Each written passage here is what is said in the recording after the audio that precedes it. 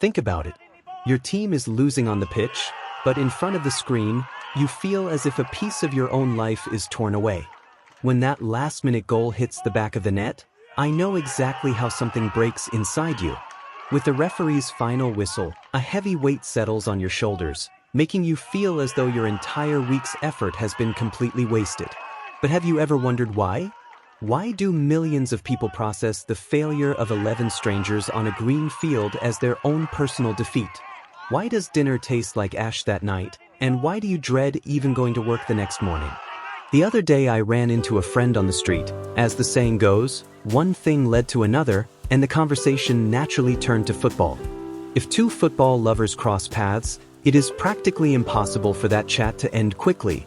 You just stand there talking for hours on the pavement. As a society, we love breathing football, living and sleeping with the game. If our team wins that week, we wake up on Monday morning with an incredible morale boost, as if we conquered the world. Football acts like a secret medicine that instantly fixes our psychology amidst the daily hustle. But there is another side to the coin, and that part is an absolute nightmare. What if the opposite happened? What if those colors you love more than life itself left the pitch defeated? At that exact moment, our morale is completely turned upside down, and that joyful person inside us suddenly vanishes. Believe me, sometimes you do not want to do anything at all. Forget about working, you just want to lock yourself in a room and cry secretly. And do you know what the strangest part is? People who hug each other while talking about football transform into completely different persons when the rival team is involved. The moment a rival fan is mentioned, those beautiful dialogues end instantly, and the atmosphere freezes over. You ask yourself if it is truly worth fighting over a game, over what is ultimately just 90 minutes of entertainment.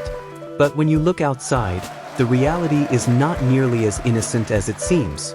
We see people hospitalizing rival fans and turning streets into battle zones just because they love a different jersey. Unfortunately, this involves more than just simple sadness. Much worse, irreversible tragedies hide in the shadows of this game. The fans themselves say, "When I step into that stadium, something happens to me. I'm no longer myself. I become a completely different person." So, what is the scientific truth behind this rage and this deep sense of belonging? In social psychology, we call this identification with group identity. Notice that no fan says they won when their team victories. We always say, "We won," or "We were terrible this week." Psychologically, that club is no longer an external corporation or a sports organization. It is an extension of your soul and character. When our brain becomes part of a group, it feels safer and encodes the group's success directly as its own personal achievement. The modern world forces us all into increasingly lonely, isolated lives. Old neighborhood cultures are gone, neighborly relations are dead, and people now struggle alone in massive cities.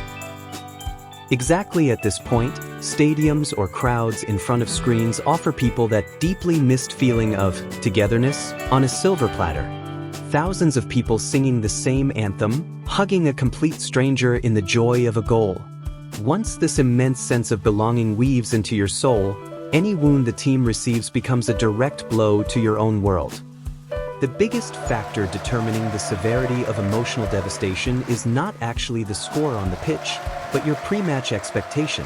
You build a scenario in your mind saying, "We will win this easily, the opponent is weak," and when things go wrong, your brain cannot handle this reality.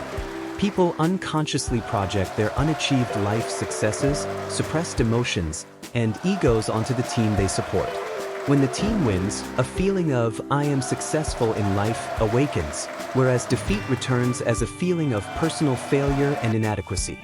Moreover, it is not just your inner world. The surrounding media apparatus constantly adds fuel to this fire. Heated debates starting right after the whistle, ruthless social media lynchings, and dramatic rants by commentators turn this defeat into a massive crisis.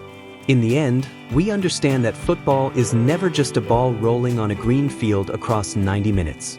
When that final whistle blows, the numbers on the scoreboard actually determine the fate, happiness, and mental state of millions of people for the week. Practical advice for fans. Keeping football in perspective. View football as a social bridge, not a battlefield. Treat matches as an opportunity to gather with friends and share a common excitement, rather than an excuse to villainize the opposing team. Do not define your personal identity solely by your team. Your team's performance does not reflect your personal worth or success. Position football as a form of entertainment rather than the center of your universe. Return to reality once the 90 minutes are over. Do not let post-match emotional stress control your day. Disconnect from sports social media immediately after a loss and pivot your focus toward family, hobbies, or work. We'd love to know your thoughts on this video. Let us know what you think in the comments. Make sure to subscribe to the channel. Help us tackle a bigger audience by sharing this video with your friends and family. See you in the next story.